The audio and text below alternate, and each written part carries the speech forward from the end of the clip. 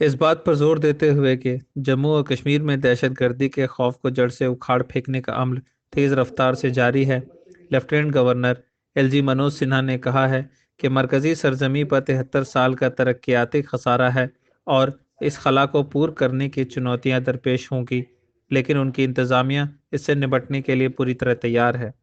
انہوں نے یہ بھی کہا کہ جموں و کشمیر کے عوام کی امنگوں اور خوابوں کو ایک سوچی سمجھی حکمت عملی کے تحت چند لوگوں نے دبایا۔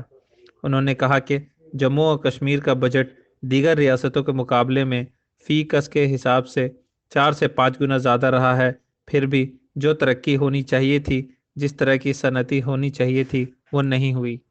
سنہا نے آئین کا آرٹیکل 370 کو منسوخ کرنے کا ذکر کرتے ہوئے کہا،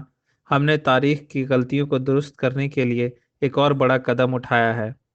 ایل جی نے مشاہدہ کیا کہ پچھلے 18 مہینوں میں جو تبدیلیاں رونما ہوئی ہیں، انہوں نے جموں و کشمیر کے عام لوگوں کو پہلی بار بااختیار بنانے کے علاوہ معاشرتی اور معاشی ترقی کو بھی مستحکم دھکا دیا ہے۔